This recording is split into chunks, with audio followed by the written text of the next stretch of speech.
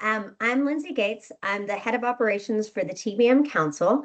I'm very excited today. We've got a great presentation on TBM maturity achieved transparency to transformation with Tiago today. I'm not going to say his last name because I could destroy it. But we're looking forward to this. There will be some interactive polls today, so please do participate and get engaged. And we look forward for the information. So Tiago, I'm going to kick it over to you.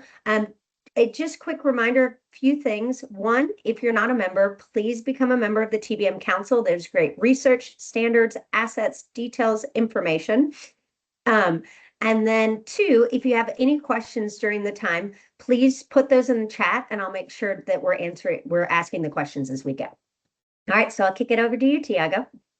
Thank you, Lindsay, and good day, everyone. Thank you all so much for joining today in our TBM Tuesday.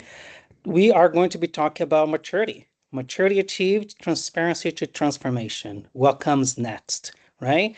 And the way we look at is every transformation starts with a question. Where is the money going and is it worth it? That's a single question that launched thousands of TBM journeys. And that's when TBM came to light. When technology leaders first asked, they had no clear answer. Everything was done in spreadsheets that just got lost and allocations were guesswork. And IT, as we all know, became the black box. TBM changed that. He gave organizations a common language, a taxonomy, a framework, a process to finally be able to speak the same language across, and people now understand not only the cost of IT, but the value that IT brings, which is the most important. But now it's 2026, and we wanted to explore what happens after, right? So what does maturity look like in today's age, and what does transformation mean for CIOs? I'm going to take you on a journey right now where we're going to be gathering data from the State of TBM 2025, which just came out a couple weeks ago, and some other insights that we found. So there will be some polls here, and we hope that you all join us in answering them. I'm Tiago Nascimento. I'm a vice president at Regal Consulting. I have about almost 10 years of experience in the TBM space. I am a former TBM director at T. Rowe Price, and also worked as a director of customer success at Aptio. I've been involved in over 25, projects right now in TBM and FinOps across banking, finance, insurance, technology. We were the 2024 TBM Award winner when I was with T. Rowe Price, and I am now the chair of the TBM Maturity Community Group here at the TBM Council. That's where I have the most fun, to be honest with you all. So, Lindsay, our first TBM trivia question. That's a warm-up. All right. So everyone, if you could put the answer in, it's here in the poll. That's so great.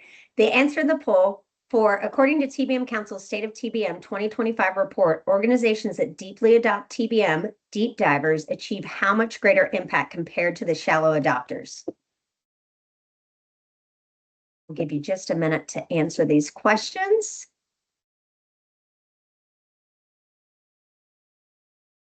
Okay, right now it looks like B, 3 to 7, is winning in the responses. Tiago, can you let us know what the answer is? That is the right group. Yes, 3 to 7 times greater impact across cost, performance, innovation, and change. So thank you all. I love that y'all have read the State of TBM report. So this is going to be a piece of cake. All right. So talking about the TBM maturity map, from ramping to innovating. That's a new quadrant that that came out in 2025, and a lot of us are talking about it. And personally, I love it. And here's why. When we talk about maturity today, it is not just a straight line. It is horizontal and vertically when you go to your organizations. Everything starts at the ramping phase, where you have your journey begins with transparency, delivering value for money, the unit cost, benchmarking, right? You don't have to get to towers. You don't have to get past towers to start showing value on your TBM journey. That's when you start engage your finance team and you start talking about what it is, your foundation that's going to be perfect to continue to go either up or to the side, right? Or horizontally or vertically.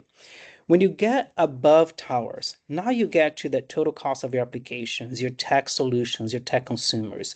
You are able to share the accountability. You shape the business demand. You have a bill of IT. You understand what's the total cost for your services and for your product. Here, however, when you talk about what are the transparency insights benchmarking, right? What it is that you are delivering, it is still very much operational, right? You reach that peak of maturity, you are operationalizing your TBM practice, but what it is that you can do more. And that's where the fun really comes around. And you see that some of the data here does prove that to us that as you go deeper into the organization, when you really embrace the strategy alignment optimization, that's when you start to accelerate your TBM program. And now it becomes from an operational practice to a more strategic practice that it is delivering that value proposition. And here's my favorite part when you get to refresh your practice and you get to innovate. I always say that. When I started in TBM, everything was about the cloud migration. And all the reports and dashboards and insights that we are delivering was about what is the cost on the cloud compared to the prem for an application. Then came 2020, everybody went virtual, and now we're talking about what does it cost in terms of technology for end user. And now it's AI. So now we continue to innovate. We continue to make sure our practices follow the trends that are happening in technology.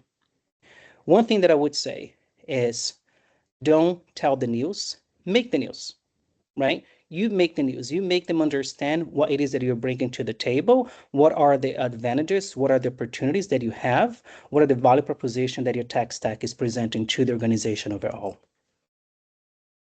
We a Tiago, little, yeah. can I ask, is there a standard amount of time that it takes to get to that innovating, or does it depend on the organization?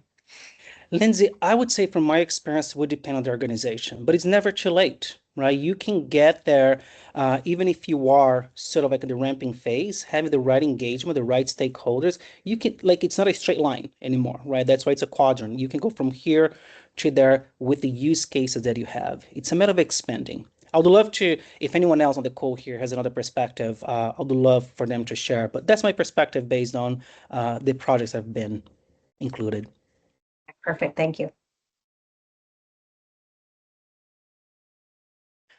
All right. So moving on, what does it look like from the different lenses, right? So it's the same sort of that quadrant of maturity, but now here we're talking about use cases. And again, right, in your ramping stage, you have more of your finance layer, you have more of your foundation being built. But again, you can still show value. Maybe what's the total cost of AI? Nowadays, that's really important. What is your tokenization? Even the ramping phase, you can continue to show some innovating part and value in optimization and insights back to your organization. Then we get to the mature state. Now you're doing more of your show back, right? You allocate IT costs fairly. You have a product catalog, you have services, you understand your TCO, and you get to unit economics. Innovating, when you come to the full stack, hey, that's when you're doing ROI over artificial intelligence. You already passed from your finance, your base, you understand what are the applications, what are the things that are contributing to your AI stack today, and you're able to show that, right? And you are now again making the news, not telling the news back to your organization. One slide that I'm going to show here, I showed that slide when I was in Chicago and was actually created by someone in our TBM maturity community. I just made some changes here. It was created by Erica, one of our members. And at first it was a little bit controversial because a lot of people sort of agreed and didn't agree. But I'll bring it up again. I am a fair believer of this. I think that what happens in our maturity curve, it is we're starting up. We're building the foundational model. Everybody's excited, right? We have limited awareness, but we still have capabilities. Then we get to grow. Now we're getting traction, beginning to scale. We have buy-ins from different executives, establishing formal process, governance structures. And remember, that gets to the part where you're operationalized, right? Your tool is very operational. Your discipline is very operational. And then you get to the maturity stage where you're stabilizing the model, you're optimizing operations and improving efficiency, you're showing value back to um, the business in terms of your TBM discipline. Now you're getting more to that strategic and alignment phase. But if you don't refresh by innovating and reinventing, you might suffer a decline because the value realization is start to decline. You have loss of sponsorship, you have disengagement. So that's when I personally would always be a believer that TBM, it is and it will always be an evolving discipline. It's not a one and done. You continue to innovate, you continue to follow the trends of the market and what's happening today. Oh, All right, okay. another trivia, unless TBM anyone has any trivia comment. round two. All right. So, according to the state of TBM 2025, what percentage of organizations have adopted the solutions layer of the TBM taxonomy? Please answer via the poll. I'm also participating because I forgot what the answers were, so it's not cheating. So the little music, dun dun dun dun Oh, dun dun dun dun. we actually created with AI a TBM Tuesday theme song. We haven't played that one in a while. That would be fun. All right, Tiago, it looks like D is our most responses. So 32%. Is D correct? No, Ooh, it's surprising. 55%. Only 55% have reached a solution layer, even though 83% have cost pools. So the gap between cost pools and solution is where transformation will live. All right. Here's another data or another slide that I love that I pulled from the state of TBM. It is not all TBM practices are created equal, right? We have what we call the toe deepers, which are the ones at the early stage of maturity, ramping up. They struggle to move, beyond basic reporting, limited TBM impact and credibility. Then we have the trading swimming, right? Those are the ones that are more operationalized. But hey, if we don't refresh, we might decline. But they deliver occasional insight, a little bit of a lack of consistency, executive trust, but they're there. And then we have the deep divers, which are the ones that are 3 to 7 times more likely to have a greater impact across cost, performance, and innovation. And here's what they do. They master basic use cases, they benefit from wide and deep TBM models, and proactively surface insights to leadership. So they are the ones who continue to innovate, always presenting something. And again, while that's my personal opinion, right? While yes, only 55% have got to the solutions layer, you don't have to wait until you get there to surface value, to surface insights. You can be a deep diver that continues to progress, to do more with your organization, but is still going wide and deep and providing insights back to your organization and your leadership team. But when we look at the four practices of high-performing TBM organization, that's also data from the state of TBM. Here is very interesting, and I believe based on every customer, every project I've been on, those are the same thing that we have heard and continue to hear nowadays. That 80% of those high-performing TBM organizations build executive buy-in beyond IT. They reach out, they have a finance executive buy-in, they have business, right? They have procurement, they have engineering. Everybody understand and have a leadership saying in terms of what TBM is. One of the things that I did on my last company, we created a advisory board where we brought some key stakeholders from different spaces to be able to advise us and tell us what it is that they want to see, what is the next most important thing for them as an organization, so we could work with them, alongside them to surface those insights. 81% of them, they master the basic use cases. They have implemented their cost transparency, their show back, charge back, and total cost of ownership. They have their TCO. 2-3 times mature the model, right? Wider and deeper. And 63% of the high perform organization proactively use insight to drive decision making. And that's, I think, one of the most important parts here is that proactive insights.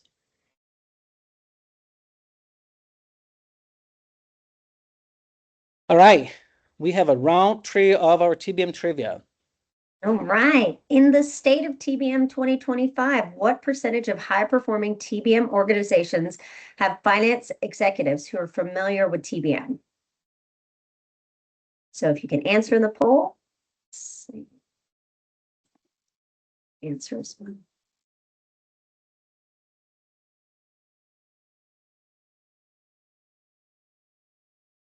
All right. Almost have a tie between C and D. All right. Looks like C. Yep, C's holding steady. So 75%. Is 75% the correct answer? 80. 80%, yes. 80% of high-performing practices have finance executives familiar with TBM versus only 31% of the low performance. And can I ask Tiago, how do you find, since you're in the maturity space, how do we get that executive buy-in? Because I think if you don't have a strong executive sponsor, it's always hard to really get that TBM practice off the ground. Great question. Here's what I would say. It is all about what's in it for them, what they care about, what it is their organizational goals, what is their objective. If their objective is to grow, right, their AI footprint and within their organization or with a broader organization, can we show them something that talks about usage, that talks about how much it's actually costing? It's important for them to hit the bottom line, right? What's in it for them? Is it that they have to optimize their tech spend? They have to optimize their resources. They have to be more efficient with what they have. And it is how we can work with them to say, here's what we can bring to the table. And that's how TBM can help you. That's how we positioned in past organizations I've been associated with. But if anyone else on the call have anything that they would like to share from their own experience, I'll be open to listen to it, given that we have some time.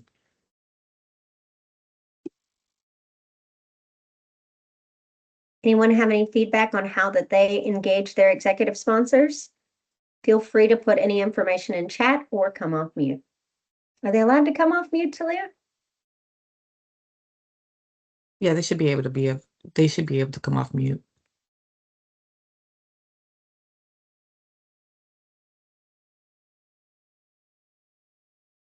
Yeah, we've scared them. It's fine. No We'll keep worries. We going. can continue the conversation another time, but so let's keep going here. So why is executive buy-in the force multiplier? Executive buy-in consistently emerges as a difference between TBM acting as a force multiplier or stalling as a back office function. And here's some of that data, right, Lindsay, that we just pulled from the state of TBM. When we talk about high-performing TBM practices, 75% of tech executives were familiar with TBM. 80% of finance executives were familiar and 55% of business executive. Now you can see the difference when you look at the low performing ones where there's no involvement, no buy-in, or no familiarity with the TBM program in the executive level.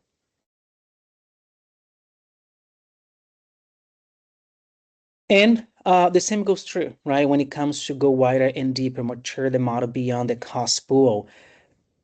Great, right? You have your foundation, you have the buy-in. Now, what it is that you can do to even have more of that program that it's continuing to provide insights, to continue to be a strategic program opposed to operational one. And here's some of the data as well, right? Nearly half organizations stop here. So high-performing practices, they extend into the solutions and consumer layer. They show they don't stop just at the cost per layer or the tech stack. They continue to grow. They continue to mature the model. They continue to innovate. And here's another one that we just talked about, and I am a big proponent of that, which TBM continues to be a cycle, right? It is a evolving discipline where you have the trust, engage, and transform. It starts with the mindset shift. It's not a one-time implementation. You always have to be up to date on the trends, what's happening within the market, within your organization, how you can proactively surface those insights.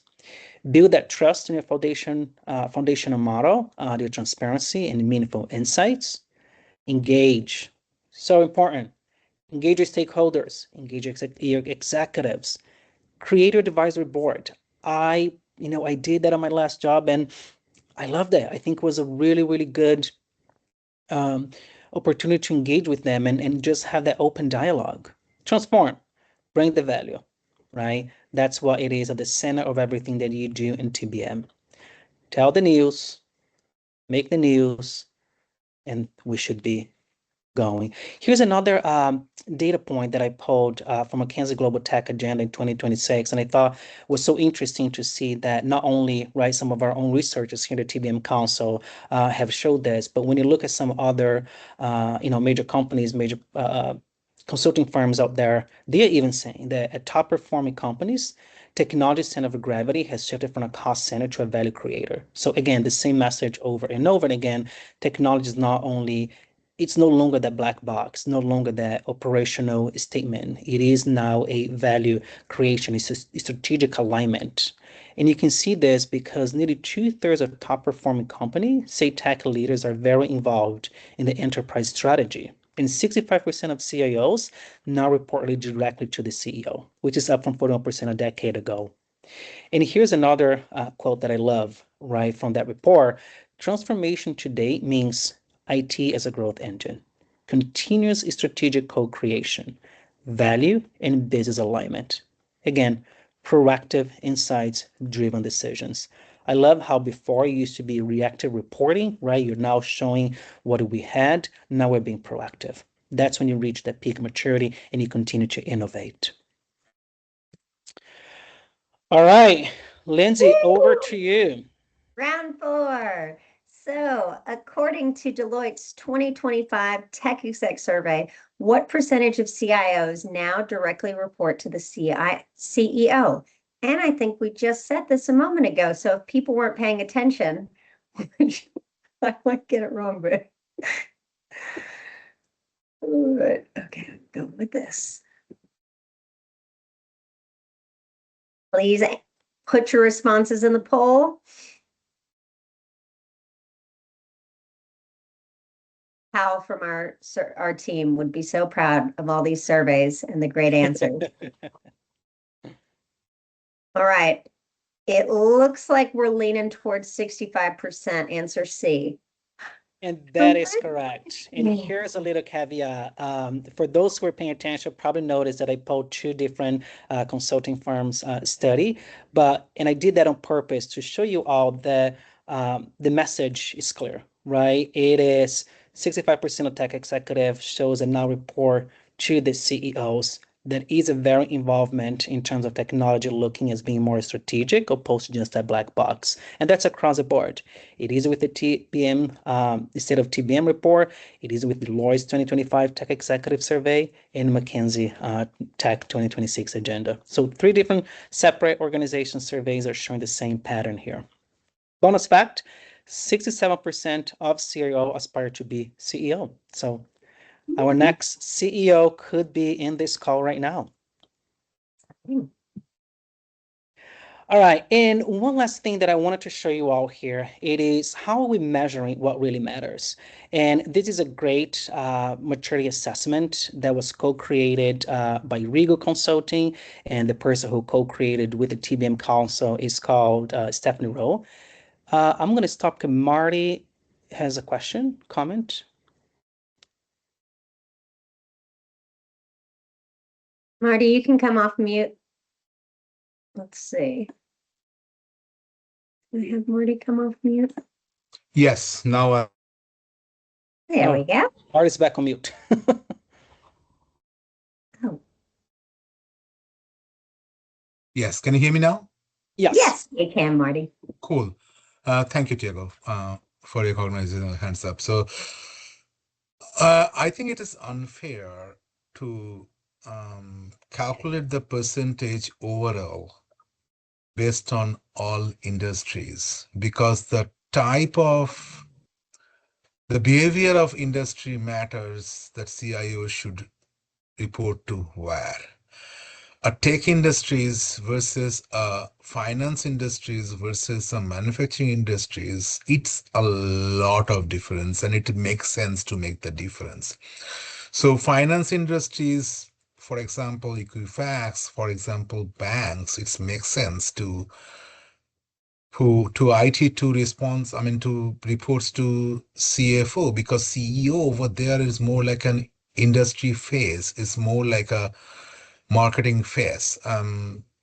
branding phase. Whereas if it is tech industry, it is different. If it is a manufacturing industry, obviously it is very different because manufacturing industries is more localized.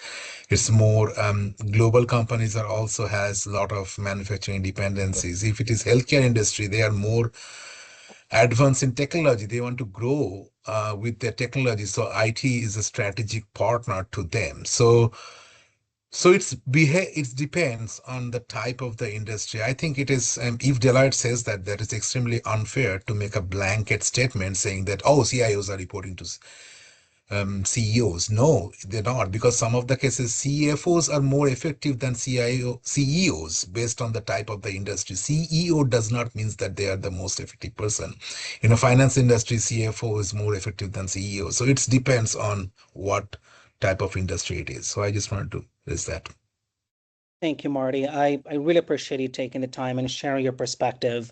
And you might be absolutely right. It's not fair to just generalize. The numbers that we are sharing here, that we are quoting, are based on published research. I unfortunately don't have the data. What would it be like per each industry and how that breakdown would be? But I don't disagree with you. That would be a great data point that could be better right, shared and quoted here. But today, that's the only data that I was able to find. Happy to collect and discuss if anyone else have different data points, and we can share with the broader community through our TBM maturity calls. But thank you, Marty. I appreciate your perspective. Thank you. Yeah. All right.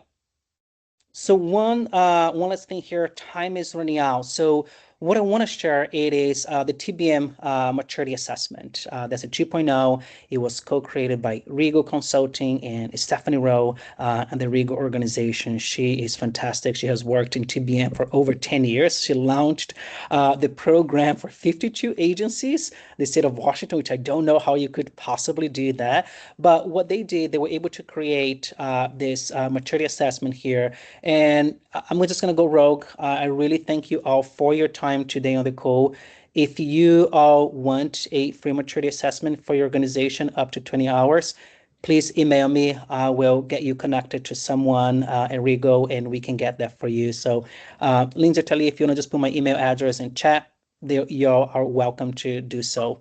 But that's what we're doing today, right? We're looking at organizations and different stack and different solutions and seeing what they are on the current state, but the potential to be on their future state, and what the level of effort it is.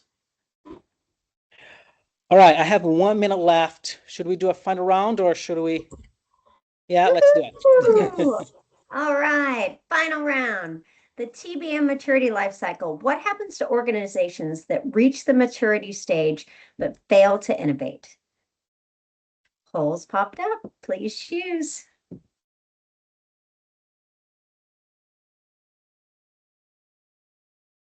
Wait, now I can't see my polls.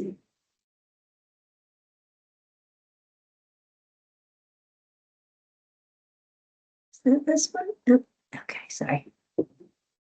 Right now we're about 100% at C. They risk decline, loss of sponsorship.